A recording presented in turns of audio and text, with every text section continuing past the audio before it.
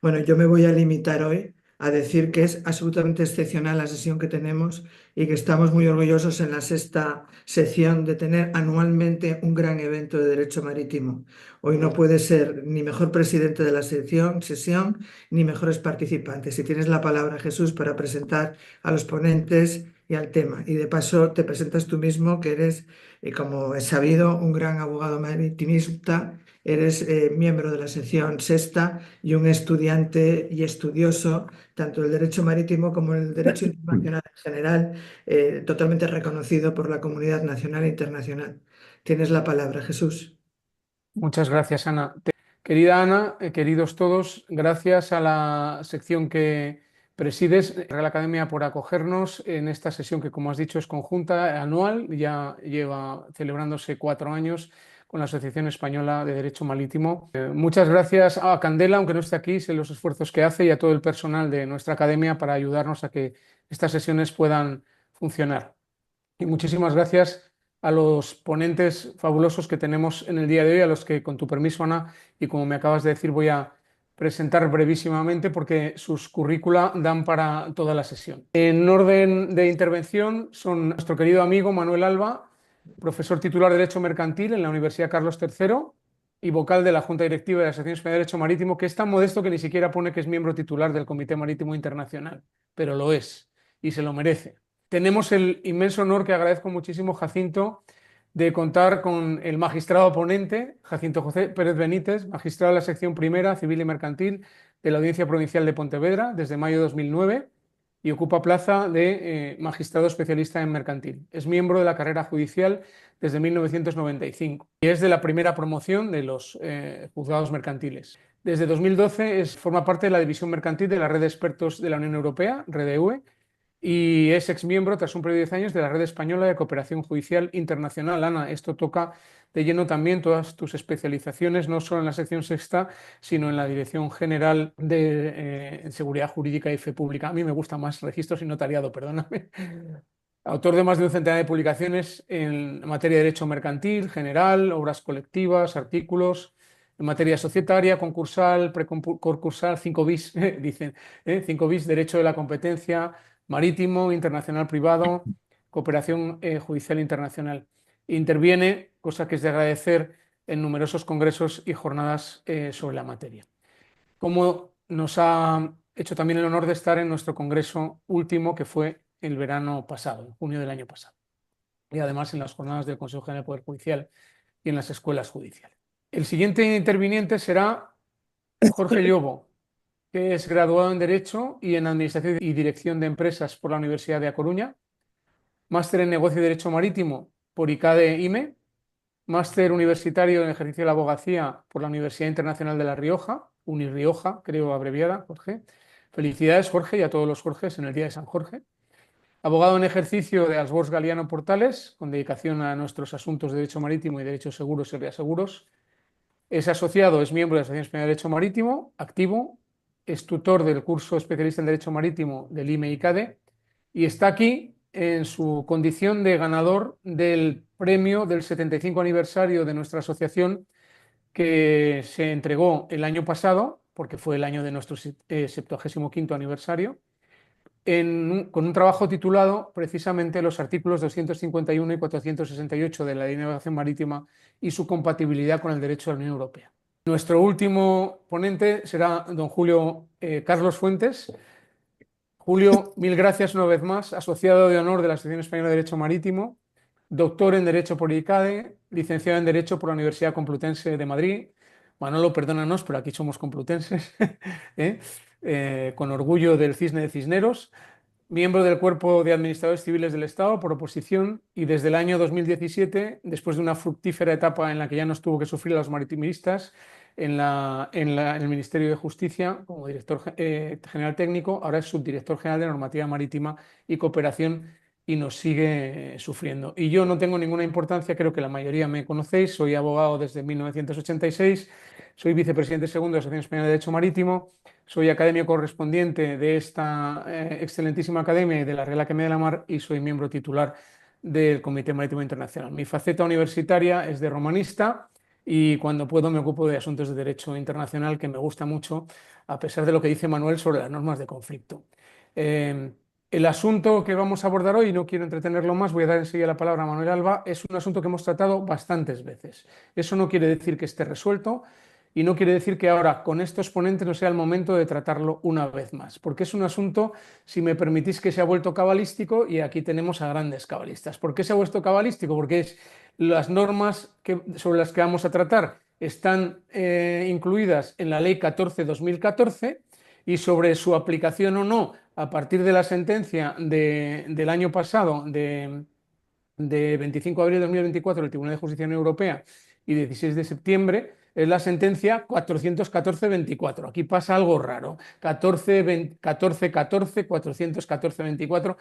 Así que no puedo tener mejores cabalistas para deshacer este enredo de números y que va a ser tratar de saber cómo hemos llegado hasta aquí muy brevemente, qué es lo que sucede y cuál es la solución legislativa.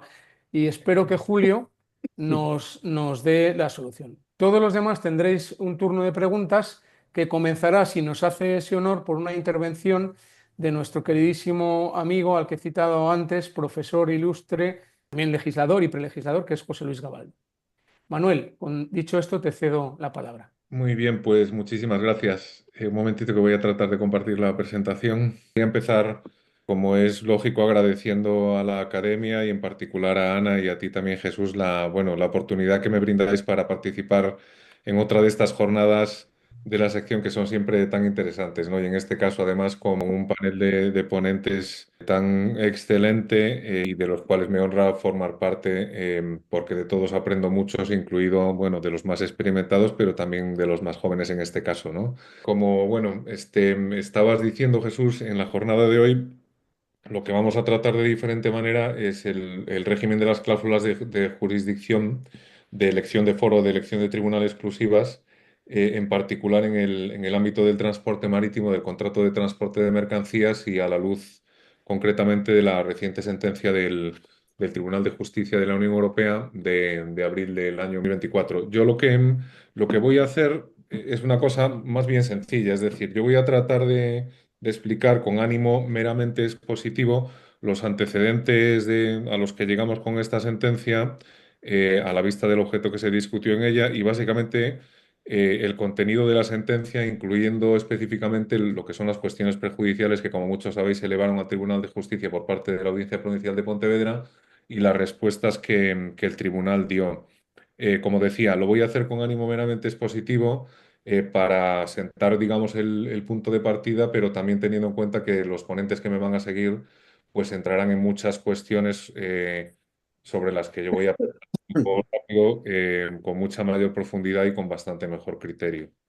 Eh, a ver, la sentencia de abril del 24 del Tribunal de Justicia, en resumidas cuentas, como sabéis, vino a declarar la última frase del artículo 251 de nuestra Ley de Navegación Marítima incompatible con el artículo 25 del Reglamento Bruselas 1 bis, que es el que regula las cláusulas de jurisdicción exclusiva en asuntos civiles y mercantiles cuando se refieren las controversias a un tribunal o a un foro situado en la Unión Europea. Em, la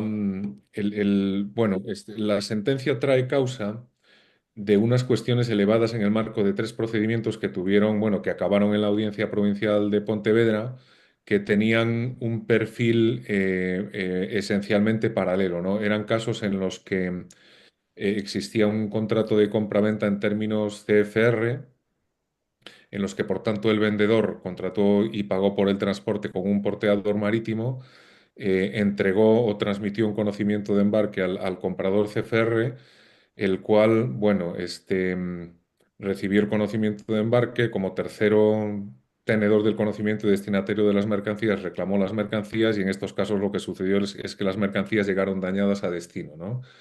En todos los casos, la aseguradora de las mercancías abonó la indemnización y se subrogó en la posición de su asegurado, el destinatario tenedor del conocimiento de embarque, y reclamó contra el porteador. Entonces, en todos estos casos, como veis, al final, subrogada en la posición del destinatario tenedor de un BL, había una aseguradora reclamando una compensación, una cantidad en compensación de daños sufridos por las mercancías bajo un conocimiento de embarque que contenía también en todos los casos una cláusula de jurisdicción exclusiva em, que remitía todas las controversias bajo el contrato a un tribunal londinense, ¿no?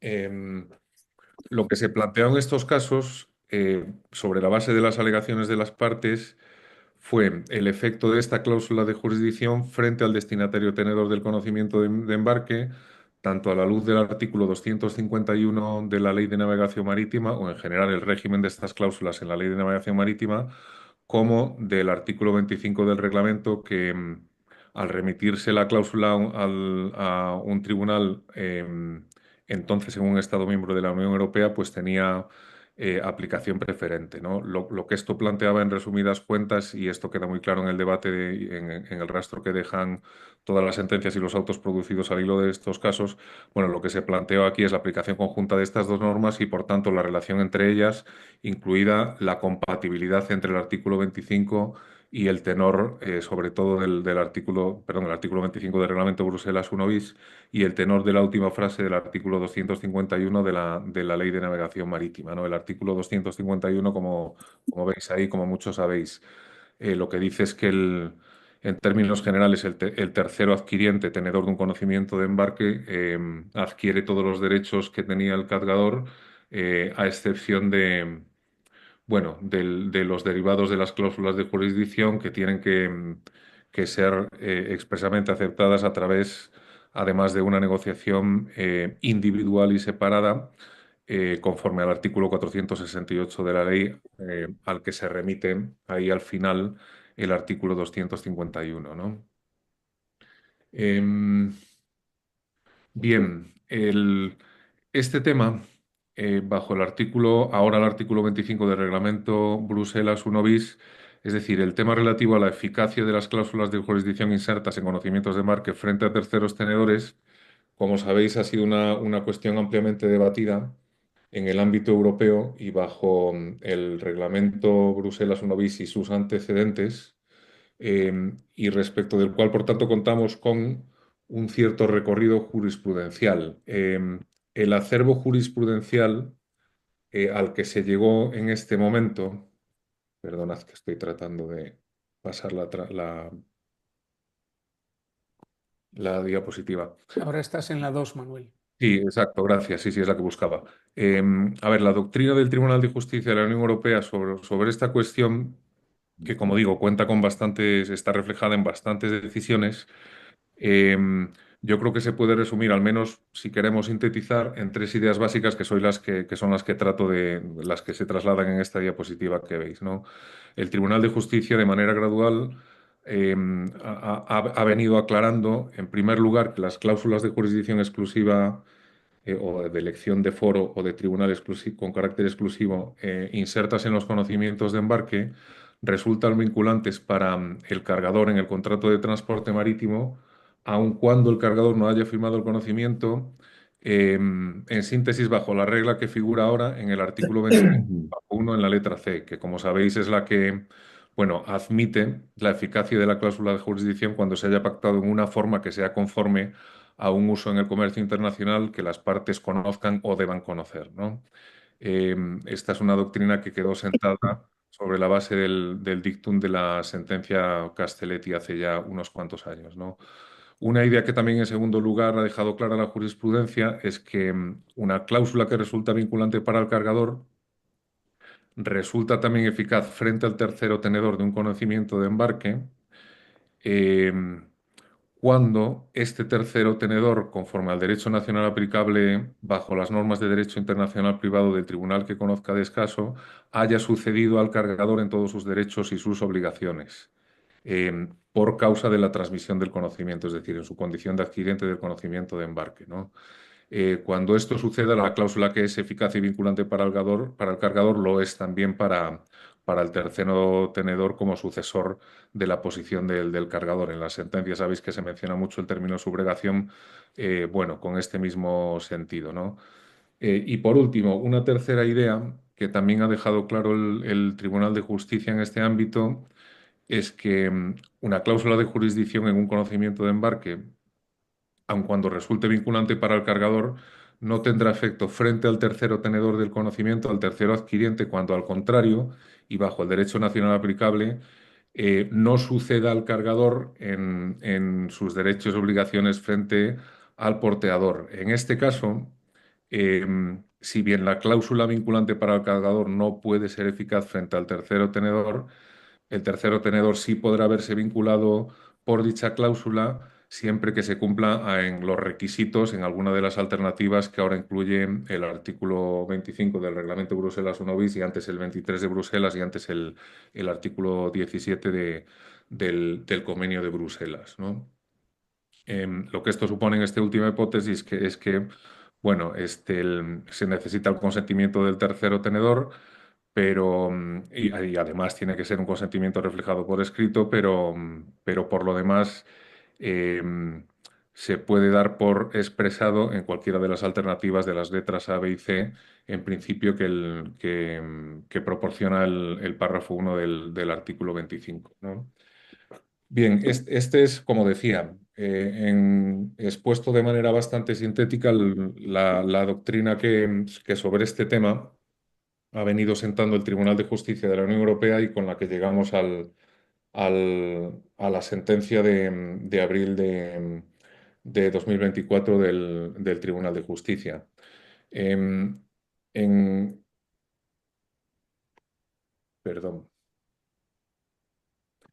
Bueno, lo que sucedió en ese momento y a raíz de estos casos es, como os decía, la Audiencia Provincial de Pontevedra se vio en la necesidad de valorar la aplicación conjunta y la posible relación o la compatibilidad entre el artículo 251 de la Ley de Navegación Marítima y el artículo 25 del Reglamento Bruselas 1 bis. Lo hizo, tuvo que llegar a hacerlo por diferentes caminos, pero en el fondo planteando la misma cuestión. En dos de los casos que os comentaba antes, lo que sucedió fue que en el juzgado de lo mercantil, el porteador demandado opuso una excepción declinatoria, una declinatoria de jurisdicción que fue rechazada por el juzgado. Posteriormente, lo que hizo el juzgado fue estimar la demanda y, por tanto, condenar al porteador al pago de los daños reclamados. Y lo que hizo el porteador en ambos casos fue recurrir ante la audiencia provincial sobre la base de la falta de jurisdicción por efecto de la cláusula inserta en el conocimiento de embarque, ¿no? En un tercer caso, lo que sucedió es que el demandante demandó, el porteador opuso la declinatoria de jurisdicción sobre la base de la cláusula inserta en el conocimiento de embarque y el juzgado de lo mercantil admitió la excepción y por tanto declinó su jurisdicción y lo que hizo en este caso la aseguradora demandante fue también recurrir a la audiencia provincial este punto, ¿no? Bien, en ese momento lo que hizo la audiencia en todos los casos a instancia de las partes también de diferente manera fue elevar cuestiones perjudiciales al Tribunal de Justicia sobre la relación entre estas dos normas, la nacional y la comunitaria, ¿no? Las cuestiones que se elevaron al tribunal son las que veis ahí, no están reflejadas en su literalidad, he tratado de reflejar ahí el sentido de alguna de las preguntas para sintetizarlas, pero como veis, podemos yo creo que dividirlas en dos bloques, que fue lo que a la postre hizo el tribunal también, porque por un lado, y a la vista también de la jurisprudencia previa, lo que hizo la audiencia fue preguntar al tribunal si el párrafo primero del artículo 25 regula la ley aplicable a los efectos de la transmisión de conocimiento de embarque y por tanto al punto de si el tercero tenedor sucede al cargador o no en su posición bajo el contrato de transporte frente al porteador. Y en segundo lugar, y por otro lado, en las tres últimas preguntas, lo que venía a preguntar esencialmente la audiencia era si el artículo 251 en particular en los puntos en los que especifica que el tercero no sucede al cargador en lo que respecta a la cláusula de jurisdicción y que requiere el consentimiento del tercero destinatario, del tercero adquiriente del conocimiento de embarque tras una negociación individual y separada. Bueno, si en esos dos puntos el artículo 251 es compatible con el artículo 25, ¿no? A la primera pregunta, bueno, lo que vino a contestar el Tribunal de Justicia es que el artículo 25 no aborda la cuestión de la ley aplicable a los efectos de la transmisión de un conocimiento de embarque respecto de la posición y por tanto, la posición del tercero adquiriente del conocimiento frente al porteador como, digamos, sucesor de los derechos y obligaciones del cargador, ¿no? A ver, este es un punto que en realidad, bueno, estaba ya solucionado en la jurisprudencia que os citaba antes en una transparencia previa. Lo que pasa es que se vio trastocado por una sentencia también del propio tribunal en el caso de Ley Fix, en la cual, bueno, incurriendo en lo que a la postre, bueno, todo el mundo ha entendido como un error, lo que vino a decir el Tribunal de Justicia es que em, el derecho aplicable a la cuestión los efectos de la transmisión del conocimiento de embarque para el tercero adquiriente es el del lugar donde esté situado el tribunal al que se refiere a la cláusula de jurisdicción exclusiva, ¿no? En realidad el artículo 25, párrafo 1 no dice eso. Lo que dice el artículo 25, párrafo 1 es que la validez de la cláusula en sus requisitos de fondo debe ser determinada bajo la ley del tribunal escogido en la cláusula de jurisdicción, con independencia además del tribunal donde se juzgue esta cuestión. No es una norma de conflicto que remite a la ley del tribunal escogido por las partes en la cláusula presuntamente vinculante. Pero esta es una cuestión, como veis, totalmente diferente a cuáles son los efectos de la transmisión del conocimiento de embarque en la posición del tercero tenedor adquiriente, ¿no? Entonces, el error cometido en la sentencia del EFIX ha venido a ser otra vez reparado en la sentencia de abril del año 2024 por el Tribunal de Justicia, bueno, esencialmente apoyándose en la jurisprudencia que ya teníamos, en particular en el caso Tilly Rush y en el caso Corec Maritime, ¿no? Respecto de las tres últimas preguntas, que como veis, como os decía antes, bueno, el tribunal contestó en bloque y al unísono. La conclusión, como veíamos al inicio, a la que llegó el Tribunal de Justicia es que la última frase del 251 es incompatible con el artículo 25, ¿de acuerdo? De los varios párrafos que afrontan esta cuestión, a ver, hay muchos que seguramente son relevantes en el razonamiento, pero con ánimo de sintetizar, yo básicamente he seleccionado tres que creo que han sido los más decisivos, ¿no? Em, En primer lugar, para fundamentar la incompatibilidad del 251 con el artículo 25 del Reglamento Bruselas 1 bis, lo que vino a decir el Tribunal de Justicia, haciendo suyo, bueno, una afirmación de la Comisión Europea. Bueno, lo que vino a decir en primer lugar es que, como veis, el 251 se introdujo en la Ley de Navegación Marítima. em, Bueno, básicamente con el objeto de eludir la aplicación o el efecto del artículo 25, apartado 1. A mí personalmente es un argumento que me cuesta un poco entender porque realmente no le encuentro mucho desarrollo, dicho con todo el respeto, ¿eh? Em,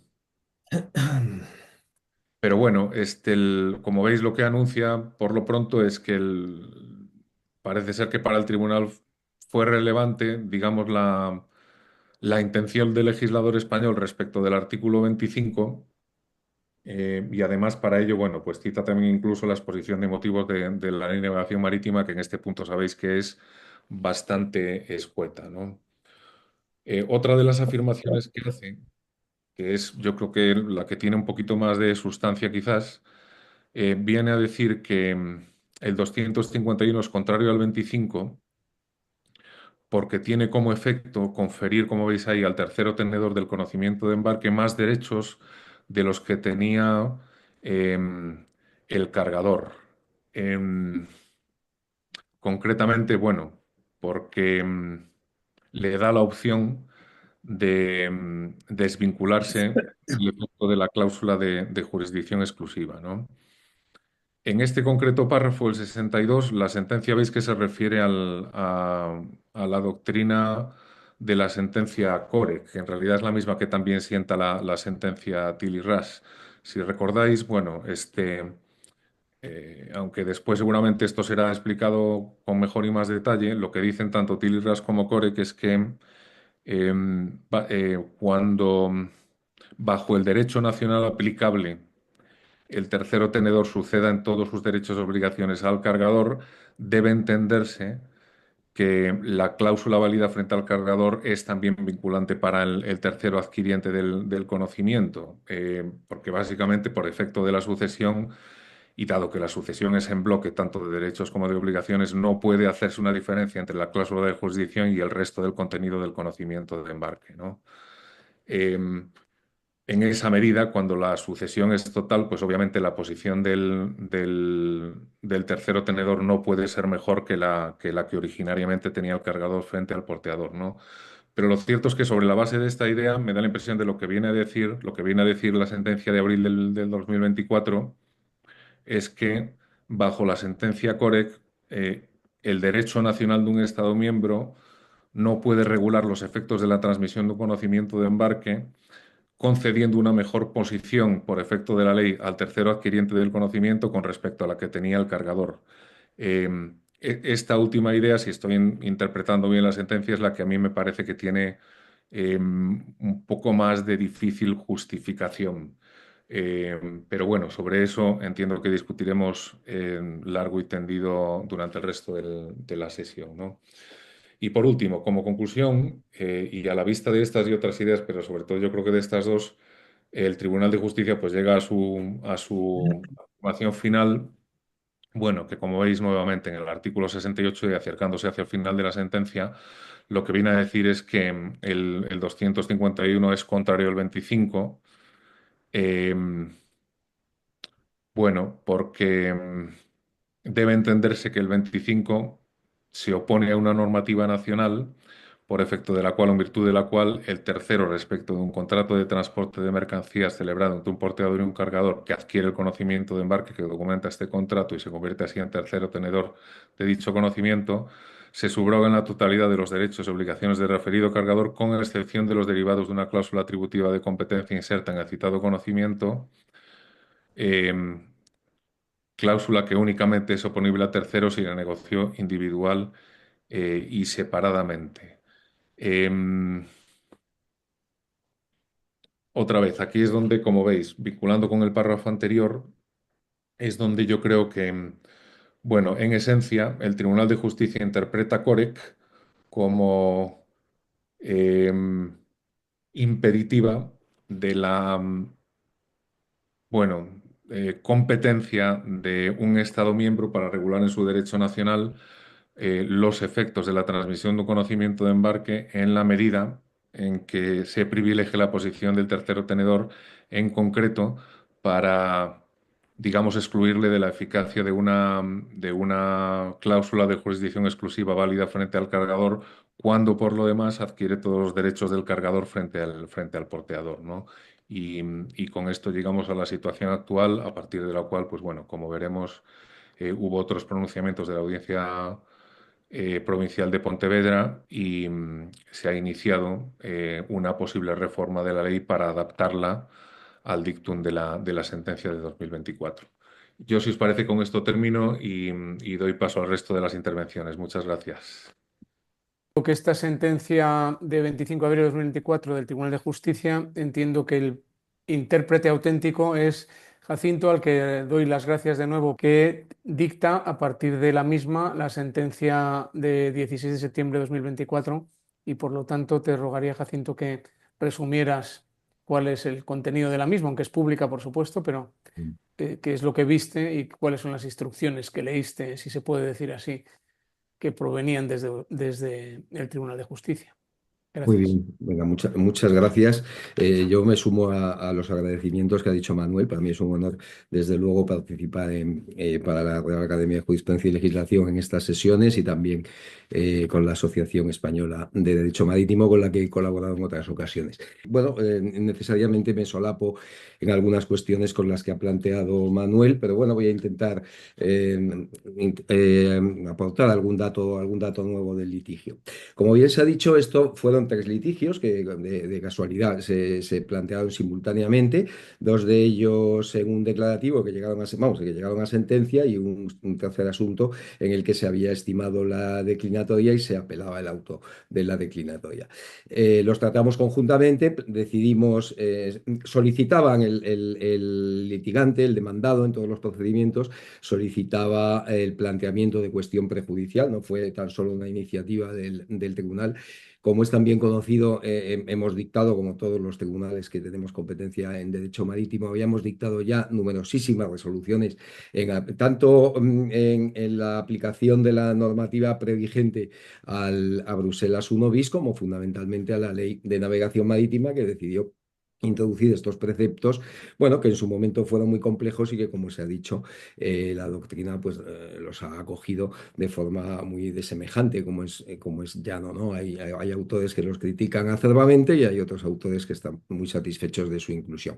La exposición de motivos tampoco justifica o da muchas explicaciones sobre su inclusión, simplemente alude a la idea del abuso, como se ha afirmado antes, de modo bueno, que parece ser que la línea interpretativa es evitar que las cláusulas se introduzcan, las cláusulas de jurisdicción, con una finalidad abusiva, ¿no? Pues esto es un poco lo que parece que debe presidir la interpretación de los preceptos. Pero bueno, sea de ello lo que fuere, lo que se planteó en estos tres litigios, lo planteó, como digo, uno de los litigantes, dimos un traslado, el demandante se oponía al planteamiento de la cuestión y el demandado, que es la compañía naviera, en este caso ha sido Maersk, en uno de ellos me parece que no sé si era MSC o una compañía distinta, pero bueno, en el asunto que aquí se ha expuesto es el de Maersk. Se oponía por un motivo fundamental, alegaba que en el caso del conocimiento del concreto conocimiento de embarque, y se había planteado un conocimiento fechado en abril del 18, en el conocimiento figuraba el destinatario como consigní, como viene a veces mencionado en el propio conocimiento. Entonces el asegurado del demandante, porque quien demandaba era la compañía aseguradora del destinatario, figuraba en el propio conocimiento. El conocimiento no había circulado y en consecuencia se decía que se estaba fuera de la aplicación del artículo 251, porque no había necesidad de hablar de la transmisión de derecho o de la subrogación de la posición de un destinatario en la posición de un cargador, cuando el propio destinatario venía siendo mencionado. No había habido una primera transmisión del título. El conocimiento, se decía, no había salido del ámbito de los contratantes. En consecuencia, el precepto no sería de aplicación. Esta es la tesis fundamental que mantuvo Maersk a lo largo del procedimiento, si bien con carácter subsidiario entendía que si se aplicaba la legislación española tenía que ser preferente la aplicación de Bruselas 1 bis, del artículo 25, y en consecuencia entender aplicar toda la jurisprudencia del Tribunal de Justicia a la que ha hecho mención Manuel, ¿no?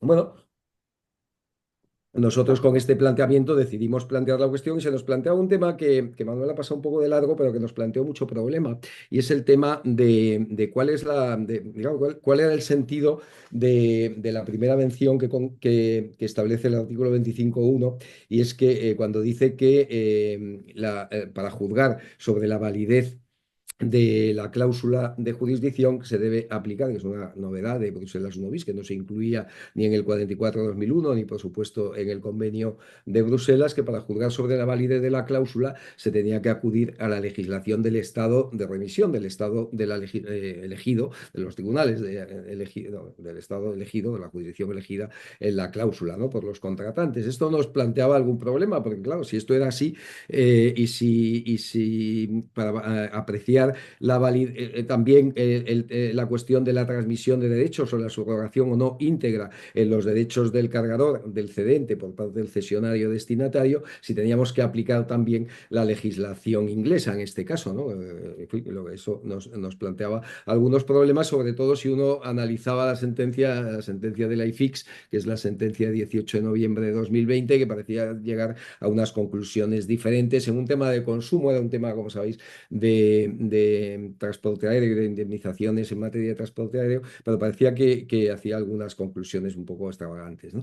Bueno, al final el tribunal dijo lo que entendíamos, ¿no? Como ha explicado muy bien Manuel, y es que esta mención se debe entender exclusivamente a la cuestión de la validez material de la cláusula. La validez material, que es solamente cuestiones de consentimiento, de capacidad de los contratantes. Ni siquiera se extiende esa norma de derecho internacional privado, tal como interpreto yo la sentencia, y otra posterior que se ha dictado después, ni siquiera se extiende a la forma en que se deba prestar el consentimiento, que esto sí que lo contempla expresamente el artículo 25, en este caso para determinar cómo se ha prestado el consentimiento, tanto del embarcador, del cargador, como del destinatario. No se aplica esa norma de derecho internacional privado, sino que se aplica íntegramente el artículo 25, que es que la cláusula haya sido, bueno, pues concertada por escrito, verbalmente con confirmación escrita, o que sea conforme a los usos, tal y como sabemos. Este era un primer punto del debate. Bueno, los otros puntos ya los ha explicado muy bien Manuel, yo no me voy a extender en lo que ha dicho la sentencia. La sentencia acoge básicamente las conclusiones del abogado general, que es el señor Collins, dice prácticamente lo mismo. Y bueno, va un poco en la línea con los matices que luego comentaremos. Yo también me he leído el artículo de Jorge que va en esta idea, con todos los matices que se quiera, pero bueno, nosotros no tuvimos dudas sobre el hecho de que el tribunal nos estaba diciendo que para apreciar si había habido esa subrogación íntegra, esa cesión plena, esos efectos traslativos del conocimiento de embarque como título valor al destinatario, que tenemos que aplicar las normas de derecho internacional privado español. No se aplicaba directamente el 251, sino que conforme a la legislación, teníamos que buscar la legislación aplicable, y esa legislación aplicable se debe determinar de conformidad con las normas del derecho internacional privado, en nuestro caso de España, ¿no? Bueno, las normas del derecho internacional privado tampoco eran claras, porque teníamos básicamente tres opciones: o bien acudir al convenio Roma I, al convenio de las obligaciones de la ley aplicable a las obligaciones contractuales, que se descartaba porque excluye la aplicación a los títulos valores.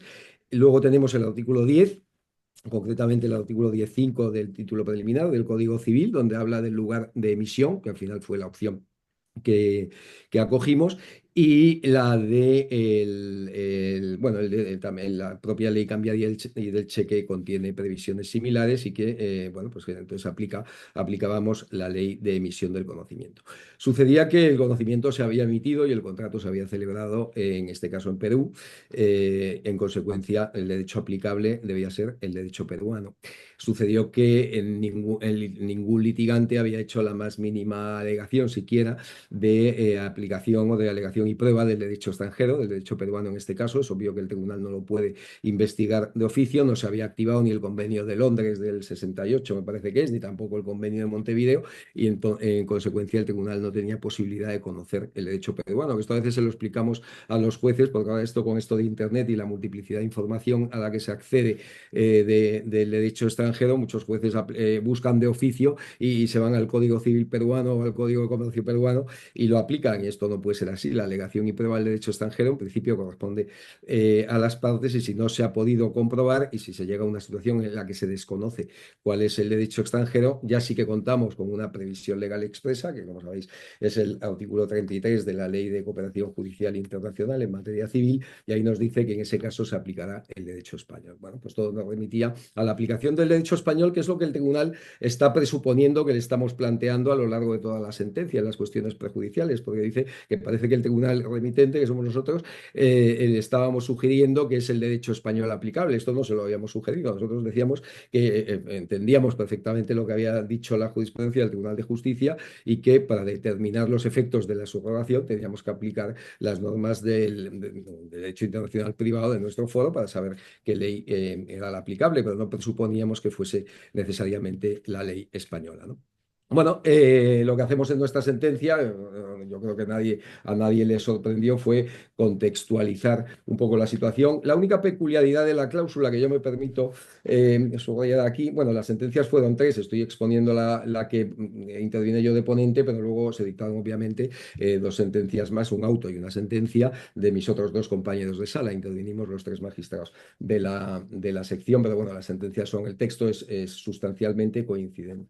Decía que la especialidad de mi caso, de mi cláusula, que yo creo que era coincidente también con el otro asunto que también culminó con sentencia, es que era una cláusula no solo de jurisdicción, sino también de ley aplicable, y era una cláusula asimétrica, en el sentido de que se determinaba que todos en fin, que si había algún litigio con el cargador o como consecuencia del estado de las mercancías o de cualquier circunstancia del contrato, se remitiría a la High Court, al tribunal inglés, conforme al derecho inglés. En cambio, al porteador se le daban dos foros alternativos. A la transportista se le daba o bien el foro inglés o bien se decía el lugar de operaciones del comerciante, que son estas famosas cláusulas de jurisdicción asimétricas que podían plantear alguna duda en cuanto a su validez, pero que se ha dictado, como sabéis, una sentencia muy reciente del mes pasado del Tribunal de Justicia, de 27 del 2 del 25, es el caso 537 del 23, en las que el Tribunal de Justicia ha dicho que estas cláusulas asimétricas son perfectamente válidas y que no plantean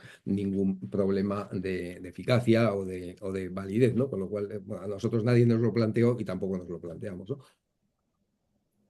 Bueno, pues después de contextualizar así la situación y llegar a la conclusión de que teníamos que aplicar el 251, nuestra tesis, que ya la habíamos expuesto en algunos autos y en algunas sentencias anteriores, es que prevalece el reglamento Bruselas 1 bis. Uno de los motivos que nos llevó al planteamiento de la cuestión también fue la conocida discrepancia existente entre la Audiencia Provincial de Barcelona, la sección 15, que era en la que se basaba la juez de instancia cuando desestimó la declinatoria, y la posición que manteníamos nosotros y que mantenía la sección novena de la Audiencia Provincial de Valencia, que entendíamos aplicable con carácter preferente el Bruselas 1 bis. Además, como sabéis, el Tribunal de Justicia, en sus recomendaciones de planteamiento de las cuestiones prejudiciales, sugiere que el tribunal que plantee el reenvío prejudicial, anticipe su opinión de una propuesta, ¿no? Y nosotros ya anticipábamos que lo que veníamos diciendo es que el Bruselas 1 bis desplaza al 251 y que, en consecuencia, se debe entender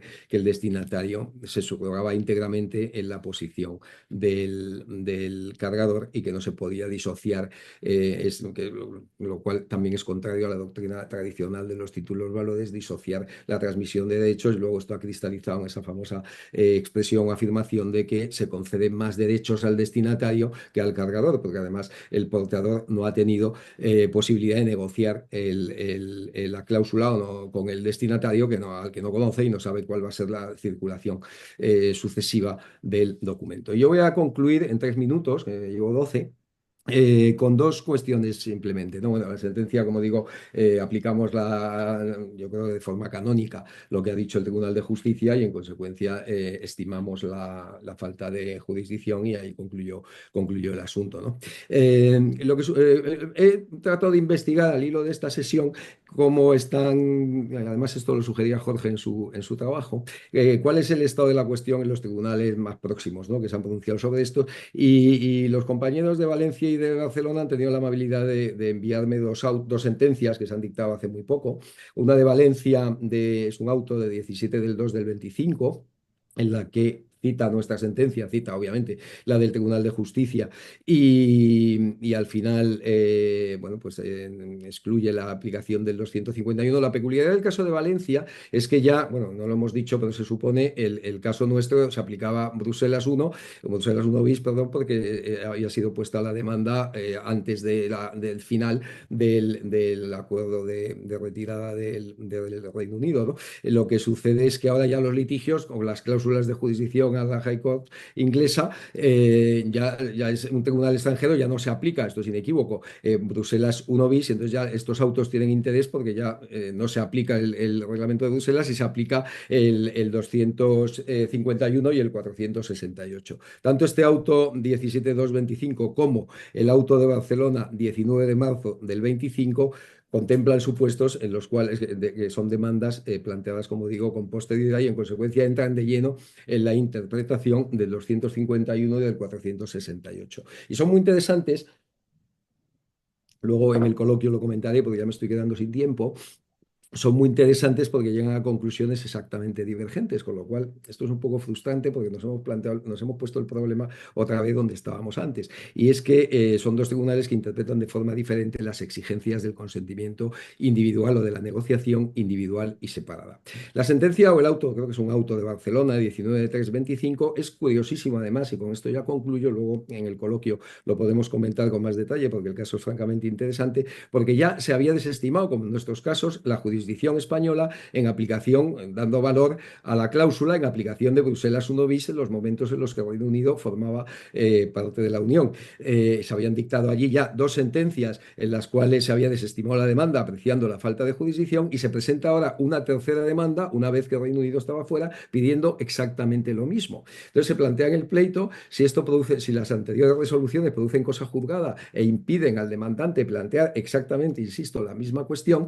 Y bueno, a mi forma de ver, de modo muy llamativo, la Audiencia Provincial de Barcelona entiende que efectivamente las decisiones de contenido procesal, como son las de falta de jurisdicción, producen cosa juzgada, pero que el hecho de que se aplique una normativa nueva como consecuencia de que el Reino Unido haya salido de la Unión Europea constituye un hecho nuevo que hace perder el valor a la cosa juzgada como consecuencia de los límites temporales de la cosa juzgada. Al aparecer un hecho nuevo, aquello, digamos que, bueno, se cambia la situación y en consecuencia se permite el planteamiento de una nueva demanda. Se presenta una nueva demanda pidiendo, como digo, con el mismo petitum y basada en los mismos hechos que ya habían sido objeto de dos litigios anteriores. Aquí la audiencia provincial interpreta el consentimiento individual haciendo una analogía con la directiva de cláusulas abusivas y considera que no se ha negociado individualmente, mientras que por el contrario la Audiencia Provincial de Valencia en el auto, como digo, de 17.225, bueno, pues analiza lo que luego comentaremos probablemente, y es que generalmente la práctica del comercio marítimo, y ustedes lo saben muchísimo mejor que yo, pues bueno, pues antes de que se firme el conocimiento de embarque, pues hay un booking confirmation, hay un service contract, hay documentos previos, hay emails en los que las navieras te remiten expresamente a las condiciones generales en las que inequívocamente figuran cláusulas de este tipo y en consecuencia se dice que el consentimiento, en fin, que se había negociado individualmente y que se cumple este requisito que debe ser interpretado en un sentido amplio y salvo que haya fraudes, etcétera, ¿no? Bueno, esto es el estado de la cuestión, ya concluyo que me pasa un minuto. Este es el estado de la cuestión y como digo, bueno, pues lejos de alcanzar la uniformidad en las soluciones, pues mucho me temo que vamos a seguir divergiendo en la interpretación, al menos en las audiencias más conspicuas sobre esto. Y nada más, muchas gracias por vuestra atención. Muchísimas gracias una vez más, Jacinto. Volvemos a estar un poco como en el Congreso en verano, pendientes de qué es lo que va a suceder con la interpretación, a pesar de la sentencia a veces un tanto oscura del Tribunal de Justicia de la Unión Europea. Jorge, gracias por tu presentación. Es esquemática y te ruego que seas breve, porque lo bueno si breve, dos veces bueno. Por supuesto.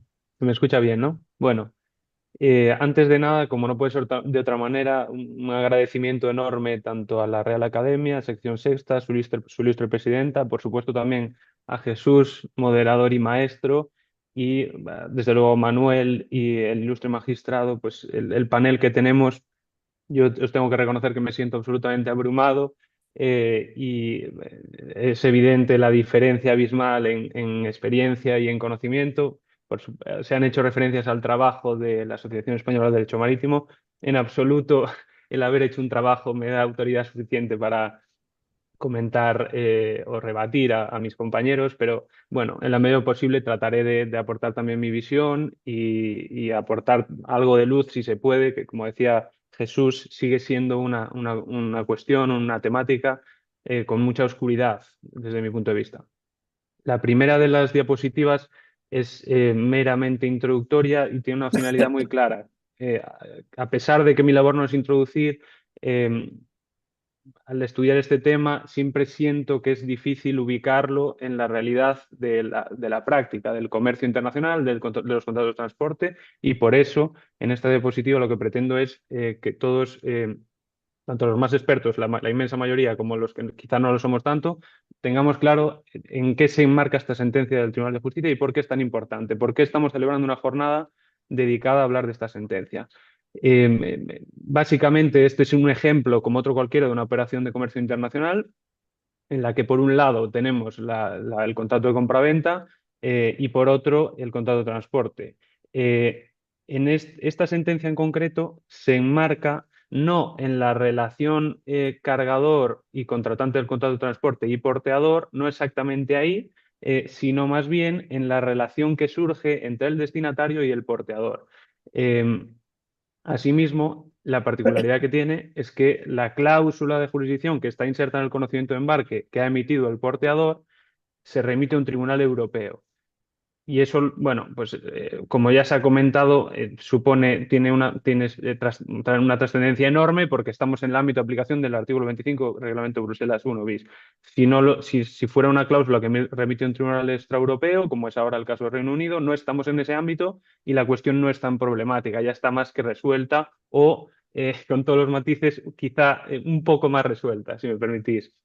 Entonces, estamos en esta otra línea de puntos y estamos en la línea de puntos roja de la parte derecha y estamos en determinar si esa cláusula que figura en el conocimiento de embarque que el porteador ha emitido y que es prueba del contrato de transporte que han suscrito el cargador y porteador, si esa cláusula también le resulta oponible a un destinatario o a un sucesivo tenedor del conocimiento del embarque, es decir, a un tercero, incluyendo, lógicamente, a las aseguradoras subrogadas en sus respectivas posiciones, que no ha sido parte del contrato de transporte.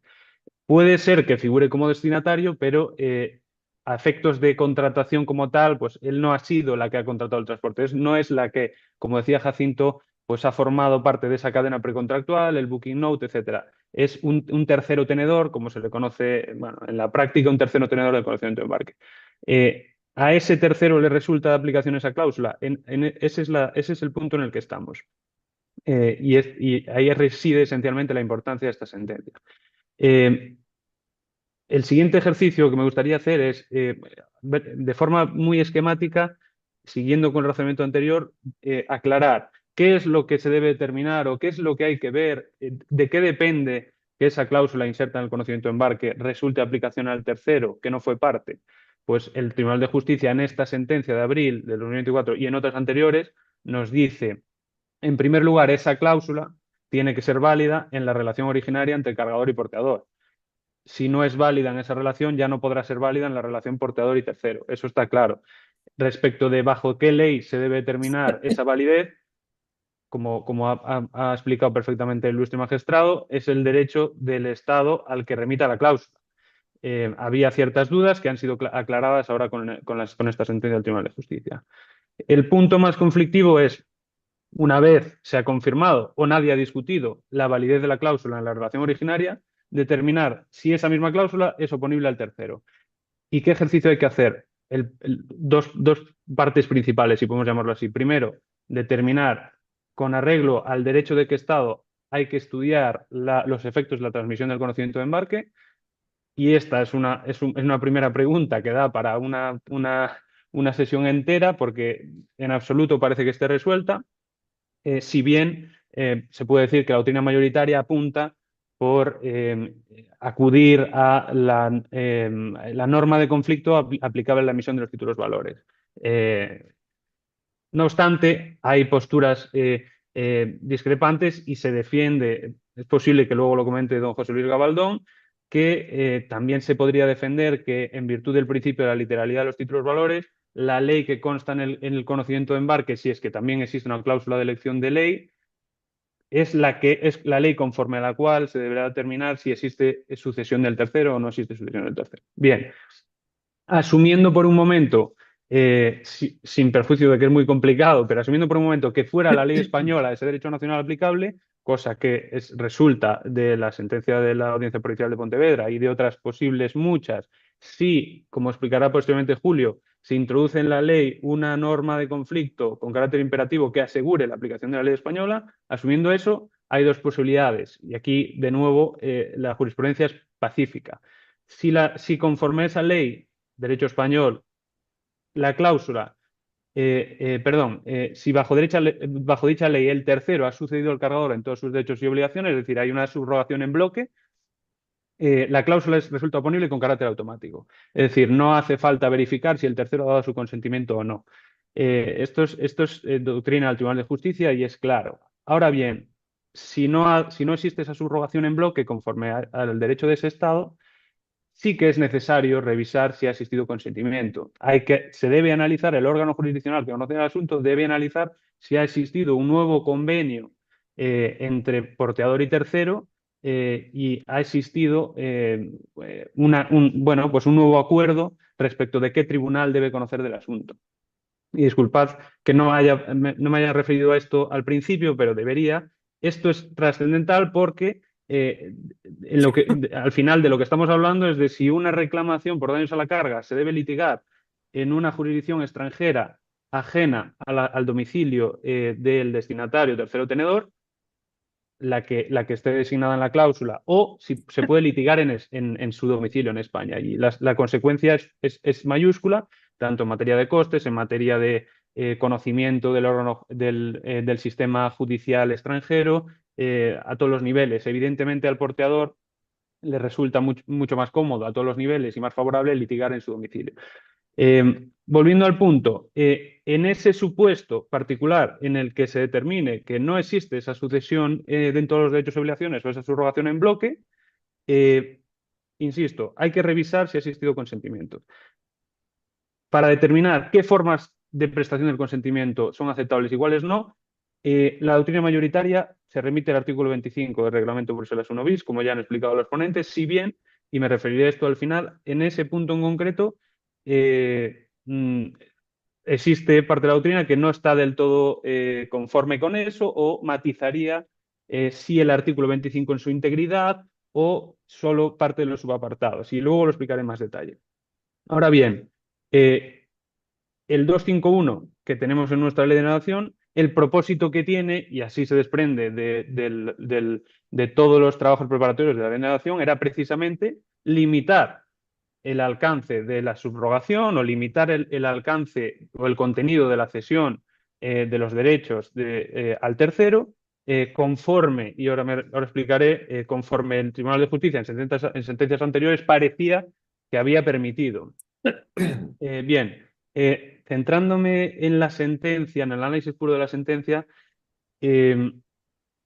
por parte de la doctrina, pues se han planteado diversas cuestiones problemáticas, con todo el respeto, por supuesto, al Tribunal de Justicia de la Unión Europea, se ha planteado cierta crítica y principalmente derivada de la posible falta de explicación o de mayor razonamiento de alguna de las conclusiones, que son conclusiones muy contundentes, como todos sabemos, pero quizás de su lectura se desprende que falta o al menos así lo entiende este humilde letrado, falta razonamiento que permita entender las conclusiones que se alcanzan. Un primer punto muy breve es el que consta en la pantalla. Se señala, o así lo entiendo yo, se señala que los artículos de la denegación pretenden exigir que se revise el consentimiento aun cuando ha habido subrogación total. Bien, pues en absoluto, o no parece en absoluto que se ha hecho lo que establece la ley de navegación, porque jamás en la ley de navegación se habla de una subrogación total. Bajo el régimen de la ley de navegación, y particularmente el 251, esa sucesión del tercero, esa subrogación del tercero, no es total, es limitada. Entonces, no es cierto, o no parece que sea cierto, a falta de más explicación, que el conjunto normativo español exija revisar si ha existido consentimiento, aun cuando se haya subrogado en la totalidad. No, ese supuesto, aun cuando se haya subrogado en la totalidad, no es el supuesto de la ley española. Bien, otra de las ideas que rondan por parte de la doctrina es la siguiente. En esta misma sentencia del Tribunal de Justicia y en otras previas se señala con claridad que el artículo 25 del Reglamento Bruselas 1 bis no regula los efectos de las cláusulas atributivas de competencia frente a terceros. Ahora bien, al mismo tiempo se afirma que la norma que sí que lo regula, que es el 251, es contraria a ese artículo 25 del Reglamento Bruselas 1 bis. Bueno, pues parte de la doctrina, parte aquí presente, otra no, a falta de una explicación más detallada, que insisto, no existe, o al menos no lo comprendo yo así, no entiende cómo puede ser un artículo contrario, un artículo, concretamente el 25 del reglamento, contrario al 251, cuando los dos no regulan lo mismo, y lo dice la propia sentencia. Entonces, esa es fuente de una posible contradicción, insisto, desde el absoluto respeto y exclusivamente a efectos de crítica académica. Y finalmente, a este punto ya se ha referido Manuel, parece, o la doctrina parece estar de acuerdo sobre esto, que solo hay un argumento o solo se entiende como un argumento lo que consta en el lado izquierdo de la diapositiva. El argumento de que la normativa española tiene como efecto conferir más derechos al tercero de los que tenía el portador. Bien, pues como ya anticipó Manuel, de nuevo este argumento plantea dudas, plantea ciertas dudas. En primer lugar, porque el presupuesto de hecho conforme al cual se dictó la sentencia Corec Maritime, que se menciona en el razonamiento de la sentencia, no es el mismo que el de la Ley de Navegación Marítima. Corec Maritime menciona un supuesto en el que la sucesión del tercero en los derechos que tenía el cargador sea total, o al menos es la interpretación que se hace. En cambio, en el caso del derecho español no es el mismo supuesto. Por supuesto que si un derecho nacional de un Estado miembro, el que sea, como por ejemplo es el caso del derecho portugués, prevé que el tercero que sucede al cargador en todos sus derechos y obligaciones le sucede precisamente en todos sus derechos y obligaciones, por supuesto que no puede tener más derechos de los que tenía el cargador originario, por supuesto, pero no es el caso de la ley de navegación. El 251 pretende limitar ese alcance de la circulación del consentimiento de embarque. Bien, en la misma línea, es pacífico que el Tribunal de Justicia delega en los Estados miembros la decisión de qué forma regular los efectos de la transmisión del conocimiento de embarque. Es decir, todas las sentencias dicen los efectos de la transmisión del conocimiento de embarque son una cuestión que regula el derecho nacional aplicable. Bien, pues la consecuencia inevitable de ello es que existan estados, como es el caso del español, pero podría existir otro, que hagan uso de ese derecho, que incorporen en sus ordenamientos normas como el 251 que limiten el alcance de esa subrogación. Entonces, no se puede afirmar que es una cuestión que corresponde a los estados, pero al mismo tiempo criticar que un estado limite ese alcance y determinar que por ese motivo en concreto las normas son contrarias al derecho a la Unión. Y ya voy terminando. Retomando lo que decía al principio, si nos situamos en el punto de qué forma el tercero debe prestar su consentimiento a esa cláusula de la que no ha sido parte, de cuyo contrato no ha sido parte, la doctrina dice, la doctrina mayoritaria, hay que irse al artículo 25 del Reglamento Bruselas 1 bis. Es decir, independientemente que estemos en relación cargador y portador, es decir, partes originarias, o portador y tercero, independientemente de ello, el consentimiento hay que analizarlo de la misma manera. Es decir, tenemos que ver si ha habido consentimiento por escrito, si existe un uso, si no lo existe, etc. Pero en este punto, al menos dos abogados generales en otras sentencias, Corec Maritime y Tilly-Ras, se muestran discrepantes. Y el Tribunal de Justicia, en mi opinión, no se ha pronunciado con claridad respecto de si todos los subapartados del 25, antiguo 17, resultan de aplicación o solo algunos de ellos. En Corec Maritime se nos dice, está en el margen izquierdo, respecto a las exigencias enunciadas por el artículo 17. Bien, pero los abogados generales matizan y dicen con claridad que, en su opinión, los conocimientos especiales del tenedor o su prolongada relación con el comercial, con el portador, no son suficientes para presumir su consentimiento. Se exigirá consentimiento por escrito o confirmación escrita y se señala que por razones de seguridad jurídica el análisis de la forma en la que el tercero presta el consentimiento debe realizarse de forma restrictiva y, por tanto, quizá de forma distinta a cómo se analiza el consentimiento en la relación originaria. Bien, insistiendo en la misma idea, ¿en qué se traduce todo esto? En que, y voy al final, por acabar con un gráfico de la misma manera que empezamos, ¿en qué se traduce todo esto? En el margen izquierdo tenemos la relación entre las partes originarias, cargador y porteador.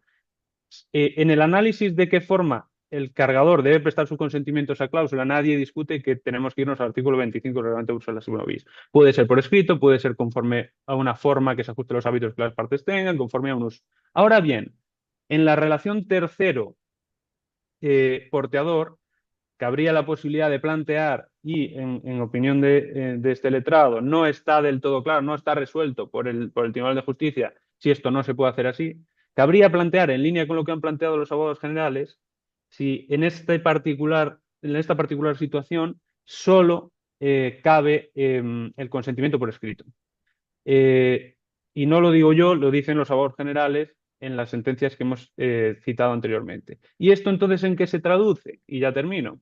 Se traduce en que una vez esta sentencia del Tribunal de Justicia vio la luz, el sentimiento generalizado de la doctrina y del mercado es que en el seno de cláusulas que remitan a Estados miembros de la Unión Europea, cuando hablamos del tercero, no parte del contrato de transporte, esta sentencia ha sacrificado cualquier intento de discutir su inoponibilidad. Es decir, siempre que estemos en el seno de la Unión, las cláusulas serán oponibles. Bueno, pues la misma sentencia nos dice que eso no será así, sino que habrá que ver si el tercero ha prestado su consentimiento, y cabe la posibilidad de que en ese análisis que tiene que hacer el órgano jurisdiccional que conoce el asunto, no quepa acudir a la existencia de un uso, o sí, es una cuestión que está abierta y que los abogados generales en las sentencias que he indicado se remiten al consentimiento por escrito. Y en la práctica todos sabemos que entre porteador y tercero jamás existirá o no suele existir consentimiento escrito. Es decir, que aún en el seno de la Unión Europea, un tercero tiene argumentos para alegar que la cláusula no le resulta oponible si no la ha consentido por escrito. Es cierto que la cuestión del uso queda en el aire porque, en mi opinión, en Corec Maritime eso no se ha resuelto, y al menos dos abogados generales opinan que el análisis en la relación originaria no puede ser el mismo que en la relación entre tercero y porteador. Y bueno, esto es todo. La verdad, agradeceros mucho la oportunidad y a vuestra disposición para comentar lo que consideréis. Gracias. Gracias también por la síntesis y que ahora todo el mundo entiende, si no lo ha leído, aunque está publicado, por qué la Junta Directiva de la Asociación decidió otorgarle el primer premio al trabajo que ha expuesto magníficamente y sintéticamente ahora. Esto da paso al legislador. Se está tramitando en fase de enmiendas todavía en el Congreso de los Diputados la iniciativa legislativa 121.4034, de modificación de las dos leyes pilares básicos de nuestro ordenamiento marítimo, puertos y marina mercante y navegación marítima. Y Julio, le estamos dando mucho trabajo con eso. Le pido que nos diga, después de todo esto, qué es lo que va a poner la ley. Buenas tardes, Jesús. Buenas tardes a todos. Muchas gracias a la Real Academia y sobre todo a mi querida Ana Fernández Esguerres por acogernos una vez más y esta feliz colaboración con la asociación que nos permite estar una tarde más aquí. Y yo, pues, un lujo compartir cartel con mis compañeros, que ha sido un gusto escucharles a todos. Bueno, entrando en lo que nos toca a nosotros como legislador. Como habéis explicado, pues en principio la sentencia del Tribunal de Justicia viene a impedir la aplicación del artículo 251 en lo que es el ámbito del artículo 25 del Reglamento Bruselas 1 bis. Cuando tengamos un tribunal designado en otro Estado miembro, la cuestión se torna complicada para eludir esa jurisdicción. Pero también es cierto que la propia sentencia, como habéis explicado, alude o remite a la valoración que tiene que hacer siempre el órgano judicial de cada Estado para comprobar si esa situación está efectivamente incluida dentro del artículo 25 del reglamento. Yo creo que la sentencia está excesivamente influida por la consideración del título valor o del conocimiento de embarque como título valor. Pero como hemos tenido ocasión de debatir en alguna ocasión, el conocimiento de embarque también es un contrato de transporte. Yo, si cojo el reglamento Roma 1, veo que no trata de manera deliberada los títulos valores, con referencia además al conocimiento de embarque, pero matiza que esta exclusión es en relación con las obligaciones que se derivan de su carácter negociable. ¿Los daños a la carga que acaben ante nuestros tribunales son estos daños negociables o estaríamos ante contratos de transporte que sí están incluidos en el reglamento de Roma 1 y que se remite la ley aplicable al lugar de entrega pactado? Bueno, yo creo que en definitiva con esto lo que quiero reflejar es que son muchas las dudas que siguen existiendo y que el magistrado Jacinto José pues nos ha puesto de manifiesto cómo todavía los tribunales siguen con posiciones no unificadas. Quiero referirme también al profesor Gabaldón García, que además nos acompaña, al maestro Gabaldón, y que siempre es un referente permanente en todos los trabajos que hacemos, tanto cuando los hacíamos en el Ministerio de Justicia como ahora en la Dirección General de la Marina Mercante, ¿no? Y el profesor Gabaldón ha señalado cómo el Tribunal de Justicia, con argumentos algo confusos, ha negado la posibilidad de eludir la aplicabilidad a los terceros del régimen del artículo 25. Lo cierto es que el artículo 25 del Reglamento de la Unión Europea fue un artículo que nació de la mano del derecho inglés, que trasladó sus fórmulas, sus intereses, siempre van 2 o 3 pasos por delante de nosotros y se nota. Y también ellos introdujeron una norma que paradójicamente con su salida de la Unión Europea se han dejado de beneficiar de la misma. Pero lo cierto es que soy de los que piensa que el derecho de la Unión Europea debiera reformarse, que el artículo 25 no deja de ser un artículo rígido, aplicable con carácter general a muchos ámbitos comerciales que no siempre tienen demasiado que ver. Y la propia jurisprudencia del Tribunal de Justicia, sin perjuicio de ese carácter expansionista hacia lo europeo, pues no ha dejado de manifestar, ¿no? Según tratar conocimientos de marca o tratar de otras figuras. Pero este derecho sí que es una cierta anomalía, porque los requisitos de forma, ese consentimiento presunto que se ha explicado, no se comparte en otras normas, sea el convenio de la Haya de 2005 sobre acuerdos de elección de foro, sí que exigen forma escrita, sean las reglas de Hamburgo o las recientes reglas de Rotterdam que todavía no se ha conseguido que entren en vigor. Con estos presupuestos hemos abordado la reforma también de los artículos 251 y 468 en el proyecto de ley. Lo hemos hecho de una manera, yo creo que modesta, pero intentando reforzar que tenemos un derecho propio y que busca responder a unos intereses que quieren ser equilibrados. La reforma del artículo 251 tendría 2 partes. Uno, intenta aligerar el régimen vigente, que esa exclusión a la subrogación automática de las cláusulas no se haga por remisión necesariamente al 468, sino que sí que pida simplemente consentimiento expreso del adquirente. Y lo que sería más significativo es la inclusión de un apartado que suple esa ausencia de regulación y que de alguna forma casi viene forzada por la jurisprudencia del Tribunal de Justicia, que dice, ¿cuál es el derecho aplicable? Oiga, pues al que remita su derecho internacional privado tendrá que determinar el derecho aplicable. Pues en línea con lo que ya establece el artículo 469 de la propia ley, que contiene unos foros de competencia de los tribunales españoles, aquí también hemos señalado que la transmisión de ese conocimiento de embarque y sus efectos sobre los derechos y acciones del tercero tenedor frente al portador se rigen por la ley española cuando el lugar de entrega o bien de envío, el puerto de carga o puerto de descarga, están designados en el conocimiento de embarque, se encuentran en España. Se quiere que esta norma facilite la aplicación de nuestra ley y las garantías que pretende adquirir. Garantías que ciertamente el legislador de 2014 fue un poco parco en las explicaciones, quizá por el momento en el que se incluyeron las previsiones del artículo 251 y 468, en lo que entonces era un anteproyecto, y que evitó mayores explicaciones, pero que sí que responden a un propósito de asegurar una tutela que no siempre es sencilla en este ámbito marítimo. Hay litigios que por su cuantía o por la cuantía de los daños es imposible asumir los costes que comporta un proceso en el extranjero. Bueno, pues ese es el abuso que de manera muy, muy somera se explica en la actual ley y que que podríamos dar más explicaciones. El artículo 468 pues, comporta 2 novedades. La primera, un tema que además he podido leer en alguna ocasión al magistrado Jacinto José y que siempre ha sido un gusto leerle, aprovecho la ocasión para decirlo porque es un gran experto en todos estos temas, y es el problema que existe en la actualidad de aquel peregrinaje de jurisdicciones que ya se hablaba con ocasión de otros motivos en nuestro sistema judicial, pues también existe en la actualidad con los temas marítimos de ámbito privado entre los juzgados de primera instancia y los juzgados de lo mercantil, o lo que van a ser las secciones civiles y mercantiles cuando se ponga en marcha o se pongan en marcha los nuevos tribunales de instancia. Y aquí lo que se quiere es mercantilizar esta materia. evidentemente. ¿Cómo lo queremos hacer? Pues atribuyendo a lo que sean materias del orden jurisdiccional civil reguladas en esta ley o en otras normas, sean convenios o otras leyes, que se refieran a la utilización de buques, embarcaciones y las obligaciones y responsabilidades que nacen de la navegación por mar y el transporte marítimo, incluidos relaciones jurídico-privadas accesorias y complementarias a estas actividades.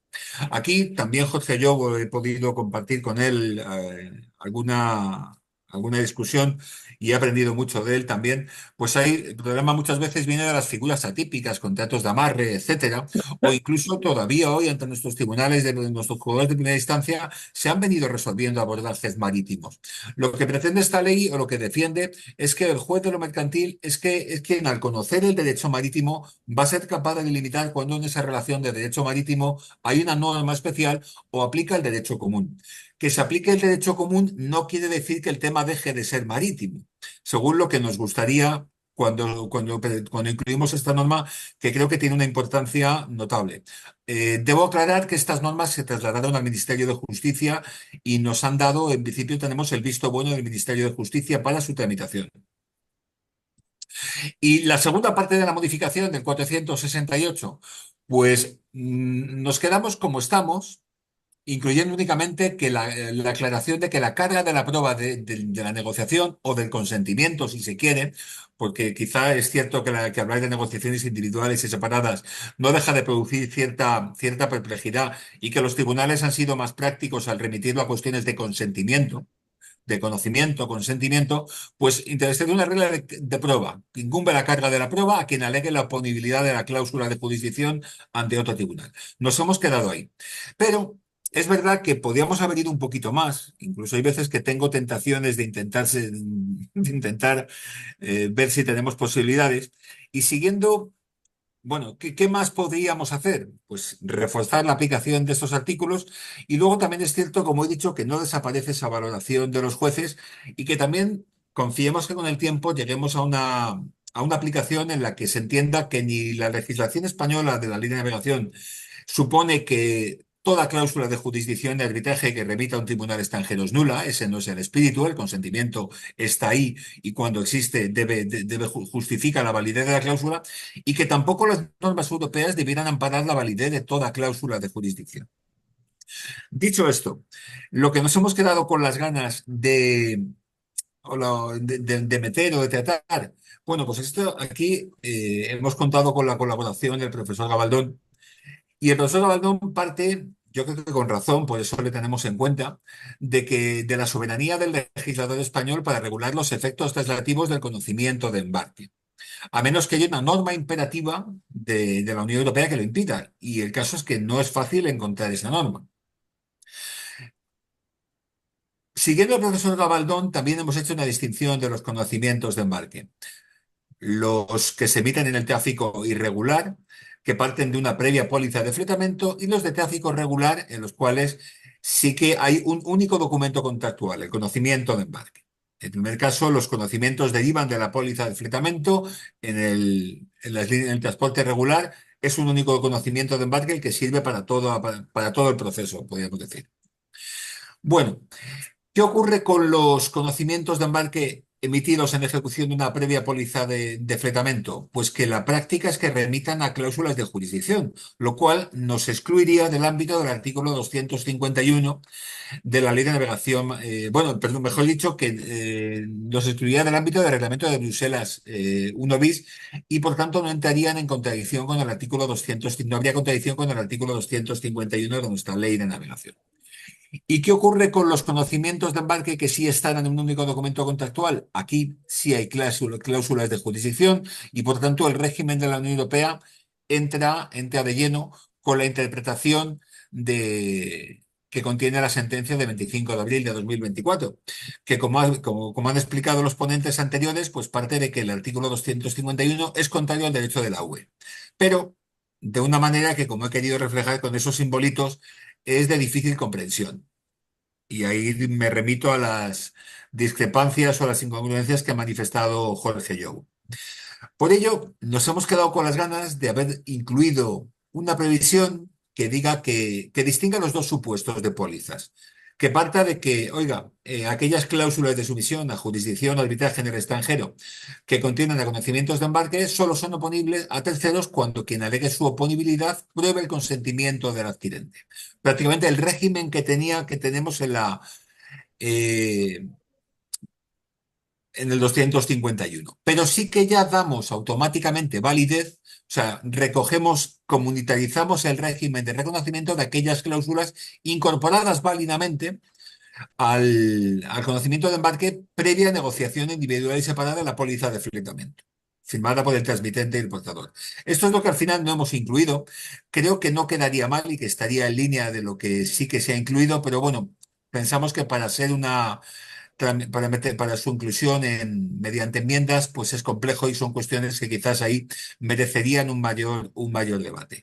Pero bueno, el legislador español, no, o prelegislador en este caso, no deja de maquinar y bueno, confiemos, lo dicho, que al final consigamos una regulación razonable, que los tribunales puedan aplicarlo con cierta seguridad y previsibilidad entre todos y que vayamos a un régimen que poco a poco vaya asentándose y proporcione o que sirva a los objetivos que queremos, que es un equilibrio entre los intereses comerciales, los intereses de los cargadores que están en España, sus seguros y que al final repercute en el funcionamiento de todo el modelo. Y por mi parte, nada más que agradecer la participación. Muchísimas gracias, Julio. Todos los asistentes habéis visto en primicia cuál es la novedad legislativa. En la preparación de la jornada, Ana nos preguntaba, ¿y cuál va a ser el efecto que tenga esta jurisprudencia en el cambio normativo si se produce? Y más claro no puede estar. Gracias, Julio, gracias a todos. Supongo, Ana, que tenemos la posibilidad de abrir un debate. Hemos pedido preguntas, hay dos, pero creo que todos habíamos convenido también, si Ana nos da permiso, que la primera intervención se la dedicamos y la reservamos, incluso por alusiones a nuestro querido amigo y profesor José Luis Gabaldón. Será un honor. Gracias por asistir. Estupendo. Muchas gracias a vosotros. Efectivamente, comienzo agradeciendo a la Asociación Española de Derecho Marítimo, Jesús Casas, y por supuesto a la Academia por darme la oportunidad de intervenir en esta interesante jornada sobre un tema que, como todos sabemos, pues dista de estar resuelto y plantea pues bastantes dificultades. Yo agradezco mucho y felicito a los ponentes anteriores que nos han dado unas intervenciones exhaustivas y muy expertas acerca de los distintos aspectos que se plantean sobre la cuestión, concretamente sobre la sentencia europea y la sentencia de la audiencia.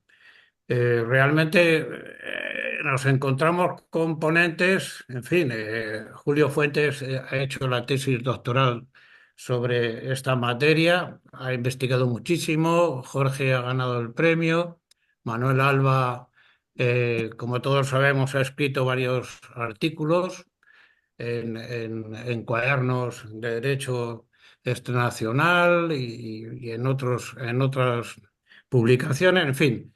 Se trata de ponentes realmente expertos sobre la materia, desde luego mucho más expertos que yo me he asomado al asunto con mucho menos profundidad. Por lo tanto, no puedo corregirles en lo que han dicho. También agradezco a la presencia del magistrado, protagonista de la famosa sentencia de la audiencia, y a ninguno de ellos le puedo yo corregir. Simplemente voy a hacer algunas observaciones complementarias. Ya que se me da la palabra y se quiere que intervengan, no puedo dejar de decir algo. Y eso es lo que voy a hacer, pero brevemente. La sentencia del Tribunal de Justicia de la Unión Europea a mí me decepcionó mucho. Me decepcionó mucho porque es extremadamente oscura. Realmente me ha costado mucho entenderla y en realidad sigo sin entenderla bien.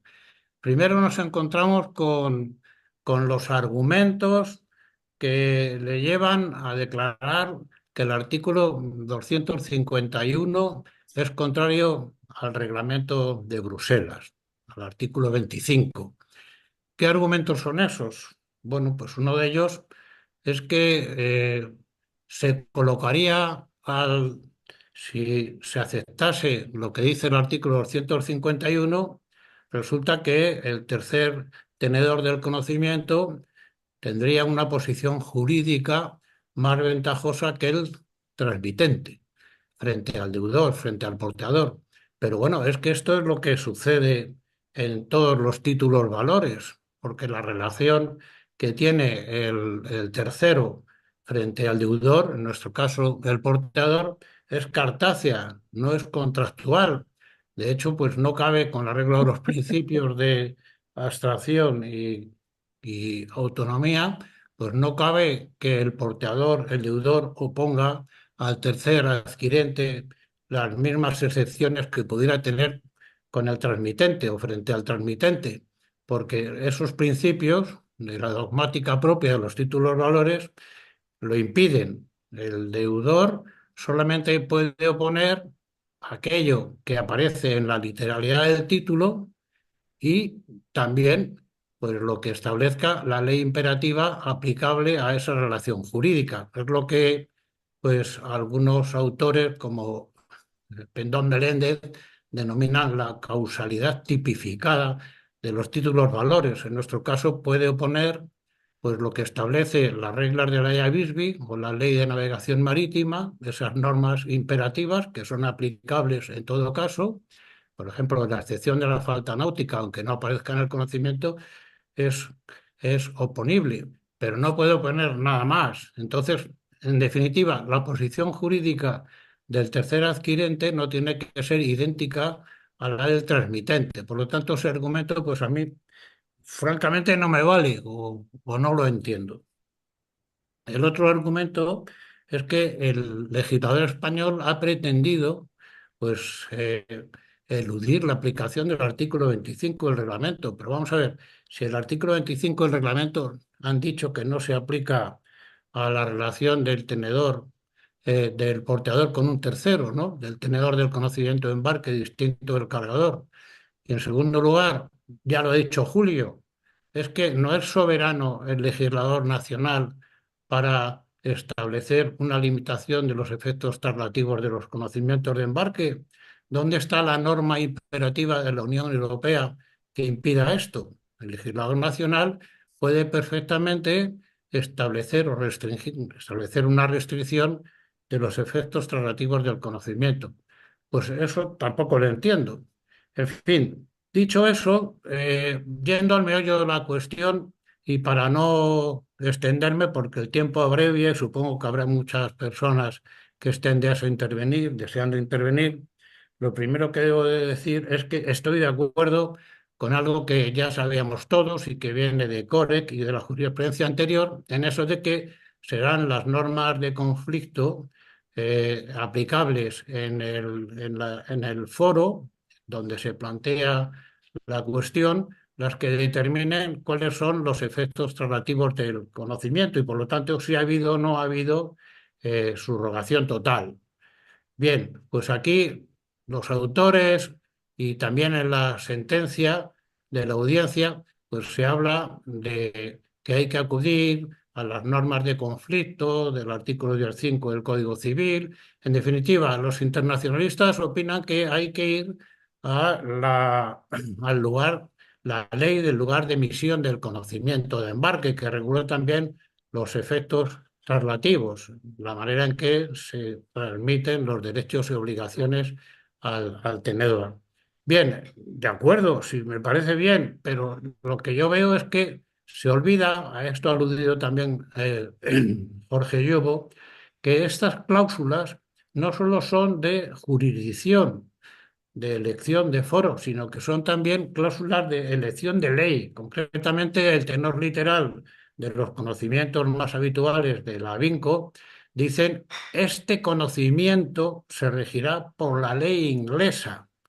Es decir, no se habla este contrato de transporte, no, se habla de que este conocimiento se regirá por la ley inglesa. Por lo tanto, título valor queda determinado en todos sus aspectos, según esa cláusula, que aparece literalmente en el conocimiento, por la ley inglesa. Son las más habituales. Bueno, inglesa es lo que suele suceder en los modelos de la Vinco, pero puede ser cualquier otra. Quiero decir que si aplicamos el principio de literalidad de los títulos valores, pues parece que esto tiene que ser conocido y tiene que ser oponible. Es decir, no es necesario acudir a normas de conflicto porque las normas de conflicto han de ceder al principio, ante el principio de literalidad. Todo lo que está en el conocimiento es oponible al tenedor del título. Por lo tanto, me llama la atención simplemente, es una opinión mía, como todo lo que estoy diciendo, muy personal, un punto de vista particular, ¿no? A la vista de lo poco que he podido conocer de estos asuntos. Pero yo creo que efectivamente el principio de literalidad debería primar sobre las normas de conflicto aplicables en el foro. Esto no lo dice la sentencia del Tribunal de Justicia, ni tampoco he visto que se refiera a ello la audiencia provincial. Si estoy equivocado, pues ya me corregirá el magistrado aquí presente.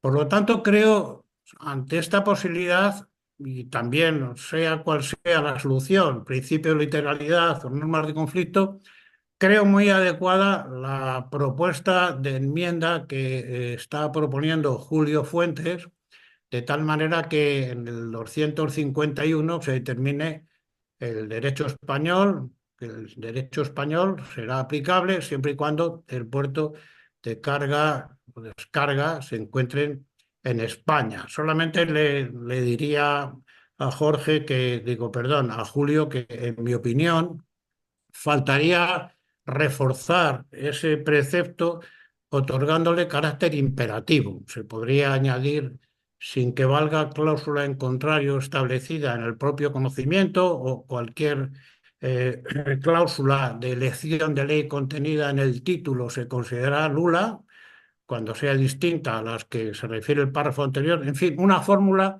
para que el 251 quedare claramente configurado como una norma imperativa. Y luego el otro aspecto con el que ya no, ahí Jorge lo ha explicado perfectamente, la sentencia del Tribunal de Justicia no aclara si en el caso de que de que no haya subrogación total, no aclara si se aplica el 25.1 en su totalidad, es decir, los apartados A, B o C, o simplemente se aplica el apartado A como querían los abogados generales en Tilly Rus y también en la sentencia Coric. Aquí hay una gran confusión porque la sentencia no nos dice que habrá que comprobar si existió consentimiento conforme al artículo 25, sí, el artículo 25, pero ¿cuál? El apartado A, 1A o los tres. Y si son los tres, ahí hay una ambigüedad tremenda, pues entonces, ¿cómo se solventa esto en la práctica? ¿Qué tienen que alegar los abogados, el que pretenda la oponibilidad y el que la rechace? ¿Y cómo tiene que decir esta cuestión el juez? Es un tema que para mí está sin resolver. Es decir, ¿cómo se valora si ha habido consentimiento?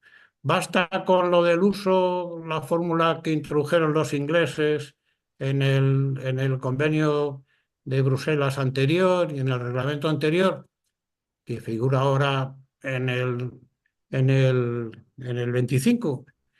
Pues esto es algo que está en el aire. Lo ha dicho bien Jorge Llobo. Se podría interpretar que conforme a los antecedentes, dentro de los antecedentes están las posiciones declaradas por los abogados generales. Con los dictámenes de los abogados generales sí que eran claros. Tiene que haber un consentimiento por escrito o verbalmente y con confirmación por escrito. Las otras B y C no me valen cuando realmente no ha habido una subrogación total por parte del adquirente. Por lo tanto, aquí también considero muy apropiada la enmienda que ha preparado Julio Fuentes, por lo menos, aunque la ambigüedad no se resuelve del todo, porque habrá que ver en la práctica cómo funciona, por lo menos establecer en el 468 que la carga de la prueba de que ha habido consentimiento incumbe al porteador. Así que con esas dos enmiendas yo creo que la cosa podrá funcionar un poco mejor, aunque es verdad que nos encontramos ante un tema, pues a mí me parece muy difícil, por lo menos, ¿no? Entonces, bueno, pues vamos a ver cómo funcionan los operadores. Y no digo nada más, así que aquí lo dejo. Este es mi particular punto de vista. Ya digo que yo no soy especialista en esto porque ni he hecho una tesis doctoral, ni he preparado una monografía, ni he escrito muchos artículos sobre ello, pero bueno, me llama la atención poderosamente y quizá por eso es por lo que me han invitado a participar, cosa que agradezco muy sinceramente y en particular a ti, Jesús, que sé que es el que has movido esta intención de que estuviese yo presente. Así que buenas tardes a todos y a su disposición. Muchísimas gracias, José Luis. Ana, no sé si tenemos tiempo, hay 3 preguntas en el chat y me gustaría que los ponentes, el que quiera, tome la palabra en relación con la intervención de José Luis, Sí, pero yo, no si sé de te cuánto parece, tiempo Jesús, disponemos. ¿te parece, Jesús? Unimos las 3 preguntas y se contestan a la vez para poder terminar en 7 minutos, una cosa así, y Muy no bien. poder abusar de los servicios informáticos. Jacinto, no sé si tienes alguna Bueno, indicación en relación con las simplemente, intervenciones bueno, de yo José quería Luis. saludar al profesor Gabaldón, que no sé si hemos coincidido alguna vez, pero yo su libro de Derecho Marítimo con José María Ruiz Soroa no lo tengo en la mesilla de noche, pero sí en la biblioteca del despacho, y es donde hemos aprendido muchos Derecho Marítimo, ¿no? Bueno, yo es que claro, os estoy oyendo a todos y os veo que estáis en una sintonía, incluso Julio también en una posición, pero claro, yo estoy en el medio y oigo a los abogados de las navieras y a los abogados de bueno, de los transportistas y te dicen que hace imposibilia nemo tenetur. O sea, el portador no puede nunca recabar, me dicen, el consentimiento del destinatario porque el título está circulando al margen del conocimiento del transportista marítimo, de manera que no puede exigir el conocimiento. Entonces te plantean, bueno, te dicen que, como ya lo sabemos, ¿no? Que estas cláusulas no es que sean abusivas en sí mismas, sino que obedecen o tienen una lógica económica y es que, oye, pues es lógico que un transportista que lleva miles de contenedores quiera centralizar todos los posibles litigios en un determinado tribunal.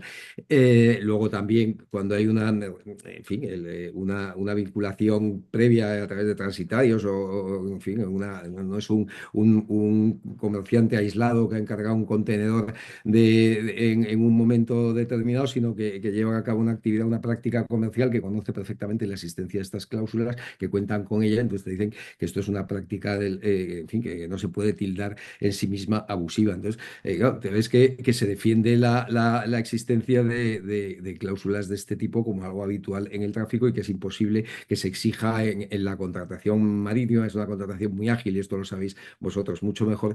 Te plantean cómo se puede exigir este consentimiento, que vamos a poner que si es usted español, ponga una casilla en la que acepte expresamente la cláusula y que usted se comprometa, si circula el título, a que su destinatario o los sucesivos adquirentes de la carga o de los derechos sobre la carga presten el consentimiento o exija usted el consentimiento. Esto dicen que en la práctica esto es imposible, esto lo sabréis, insisto, mucho mejor vosotros que yo.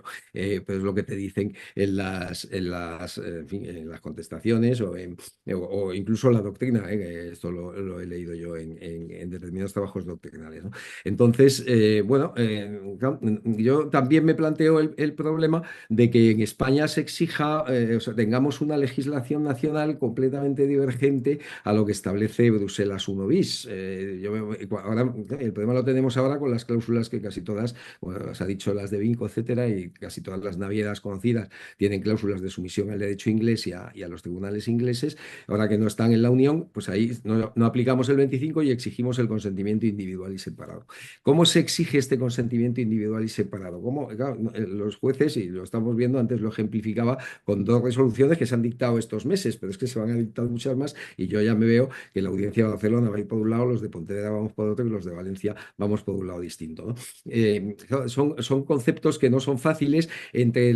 Claro, siempre hemos entendido que no hay abusividad posible, que no hay control de abusividad entre empresarios, que los empresarios, bueno, pues se les tiene que presumir un conocimiento del tráfico y que no se puede operar con los mismos criterios. El auto que os comentaba de Barcelona alude a una aplicación analógica, a mi juicio, muy discutible de la Directiva de Cláusulas Abusivas de Consumidores, cuando habla de la exigencia del consentimiento consentimiento individual. Entonces, claro, las navieras te plantean eso, ¿cómo podemos exigir este consentimiento individual y separado? Y luego lo que ha dicho el profesor Galdón, y ya concluyo con esto, me ha parecido muy interesante, y efectivamente en la sentencia nuestra no lo mencionamos porque nadie lo planteó, pero ahora tenemos un caso en la mesa que lo tenemos que deliberar esta semana y la que viene, en que es un Seaway Bill, no es una carta vamos, no es un conocimiento de embarque, sino que es una carta de porte marítima que incluye una cláusula de sumisión al derecho inglés. Entonces nos planteamos la exigencia del consentimiento, pero la cláusula tiene también una cláusula a la ley inglesa, a la jurisdicción inglesa y al derecho inglés. Claro, ¿cómo exigimos el consentimiento? ¿Conforme a la ley inglesa? O que es lo que han querido las partes en la cláusula, y porque además el 468 alude al consentimiento individual y separado solo de las cláusulas de jurisdicción, pero no de las de ley aplicable. Las de ley aplicable en principio se someterían a las normas generales de negociación, ¿no? De modo que si aplicamos el derecho inglés, la cláusula sería perfectamente válida y no se exigiría un consentimiento individual y separado, incluso en un Seaway Bill, por ejemplo. Entonces esto nos está planteando una serie de problemas que yo no sé si Julio esto lo pueden pensarlo, no sé, cómo se puede tipificar esto de alguna manera o precisar estos conceptos de la negociación individual y separada que nos crean muchos problemas. Y ya por último el tema de la jurisdicción, bueno, da para otra conversación sobre el tema de la competencia de los jueces mercantiles, porque sabéis que el artículo 87 de la Ley Orgánica del Poder Judicial establece la competencia de los antiguos juzgados de lo mercantil o las secciones mercantiles de los tribunales de instancia, y le atribuye una competencia general en derecho marítimo, ¿no? Ese precepto que proponéis modificar tendrá que coordinarse con lo que dice el precepto orgánico, porque en principio la competencia de los juzgados se regula en la Ley Orgánica del Poder Judicial. Si una ley especial, una ley ordinaria, entra a establecer competencias de modo diferente o complementario, no exactamente coincidente a lo que establece el precepto orgánico, pues esto nos puede meter en más líos de los que pensábamos, ¿no? Nada más. Muchas gracias, Jacinto. ¿Seguimos teniendo tiempo, Ana? 3 minutos, Pues 4. entonces voy a resumir, no sé si todos podéis ver las preguntas. Hay 4 preguntas, intervenciones de Silvia y otra de Celia. Gracias a todas por las preguntas. Son complejas y no se dirigen a ningún ponente en concreto, de modo que aquel de vosotros que tome el toro por los cuernos es el primero que puede contestarlas. La primera es: si la ley aplicable a la determinación de la subrogación en bloque o no es la ley española, la comprobación de la prestación del consentimiento del tenedor del conocimiento de embarque no supondría aplicar el control de incorporación por remisión de la cláusula de jurisdicción en el conocimiento de embarque. Si la ley es la española, no habría que hacer el control de incorporación por remisión en la propia cláusula del conocimiento de embarque. Pregunta de Silvia. ¿Quién se anima? A mí no me importaría intentarlo si los demás ponentes no quieren contestar primero. Jorge. Venga, pues adelante, Jorge. Bueno, pues gracias. No, simplemente yo creo, mi opinión, ya me corregirán los restantes ponentes, que Silvia se está refiriendo, lógicamente, a la Ley 7.1998 de Condiciones Generales de la Contratación y pregunta sobre el control de incorporación, que efectivamente el de abusividad, como ha dicho el magistrado, no aplica porque estamos entre empresarios, pero el de incorporación a lo mejor sí.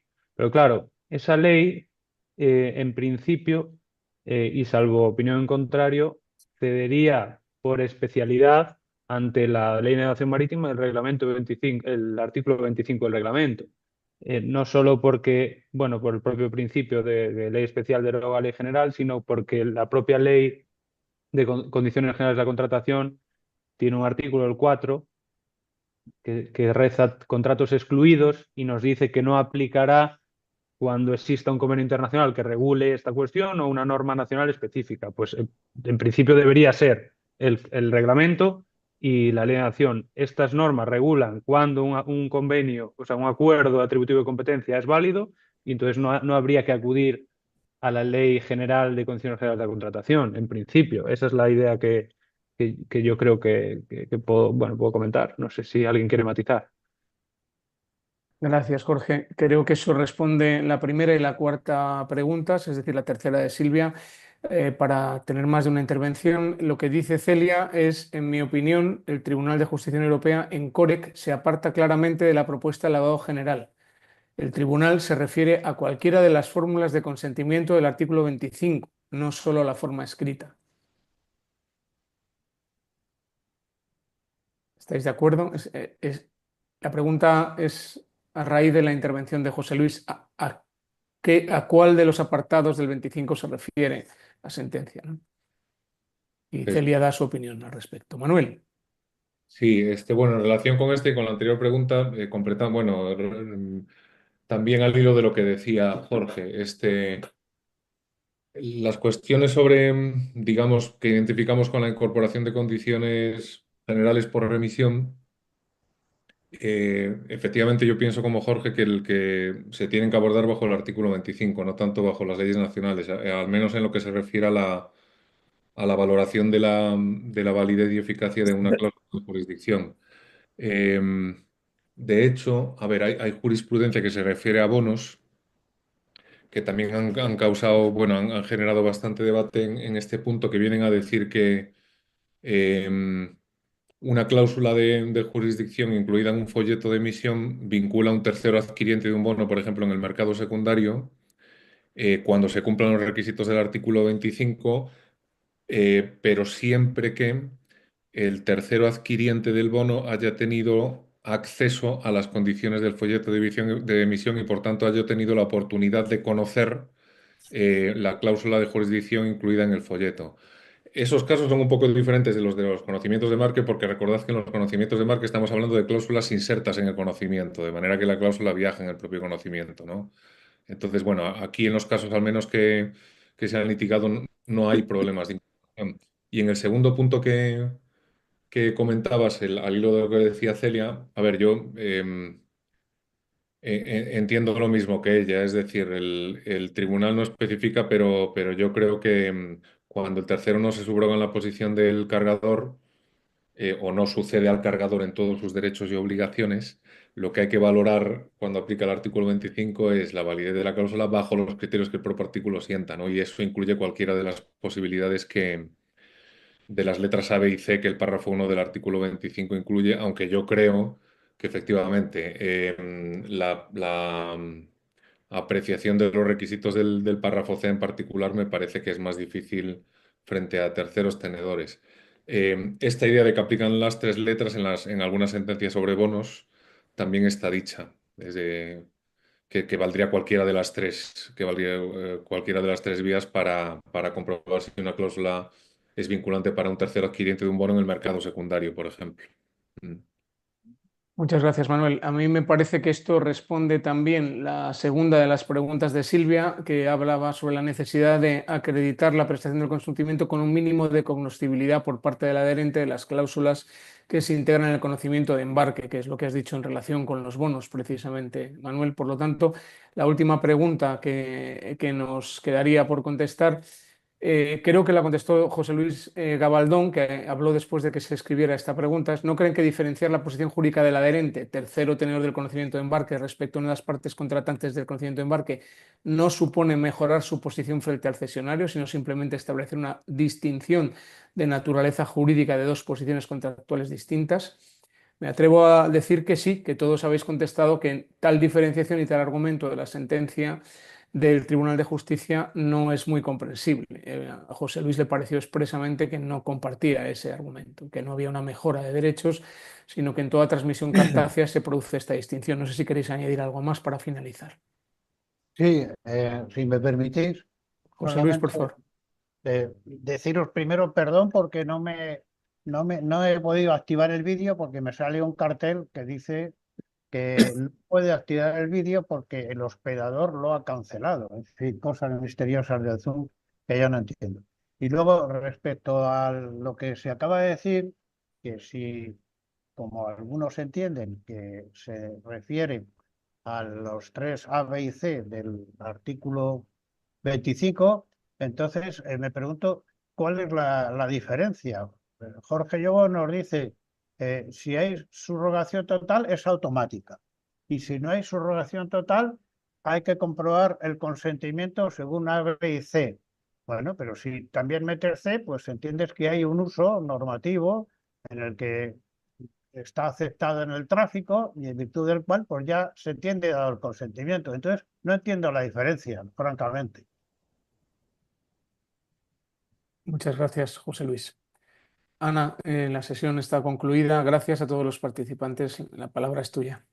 Muchas gracias, Jesús, y muchas gracias a todos los ponentes y a los participantes por el altísimo nivel que ha tenido la sesión en una materia tan sumamente especializada y de tanto interés económico europeo, mundial y específicamente para España. Muy agradecida hasta la Academia de la sección sexta por la colaboración que tenemos anualmente y que ya está consagrada y que no hace más que enriquecernos. Muchas gracias por ello. Os voy a anunciar la siguiente sesión. Esta vez va a ser un poco justa en el tiempo por la agenda de los participantes, porque va a ser el día 8 de mayo y va a ser híbrida en la propia academia, en la sala nórdica que hemos instalado con medios audiovisuales. El tema será competencia y regulación de los mercados digitales hacia un nuevo cambio de paradigma. eh, y estará dirigida por nuestro compañero de sección, Juan Ignacio de Siñes. Y bueno, tenemos también un lujo de ponentes, como ocurre en esta sección, porque estará el director de los servicios jurídicos de la Comisión Europea, es el español Fernando Castillo, junto con el abogado Alfonso Lamadrid, que es el abogado de Google, y nos va a analizar tanto la sentencia del 25 de febrero de 2025 como todos los problemas de competencia que plantea. Es un tema también apasionante y también súper especializado y que también yo creo que viene a enriquecer esta sección. Para finalizar, diré que la sesión de hoy se ha grabado y estará en un par de días en nuestro canal YouTube y que los participantes recibirán un certificado acreditativo de su participación agradeciéndoles su generosidad, porque somos muy pobres, honrados y muy trabajadores y muy juristas, pero no tenemos fondo ninguno. Bastante es el que podamos tener el lujazo de teneros a vosotros. En esos sitios son realmente ricos. Muchísimas gracias a todos y hasta pronto, porque pasa enseguida el tiempo. Hasta pronto. Hasta pronto, Ana. Gracias. Adiós. Muchas gracias. Muchas gracias. Un placer. Placer.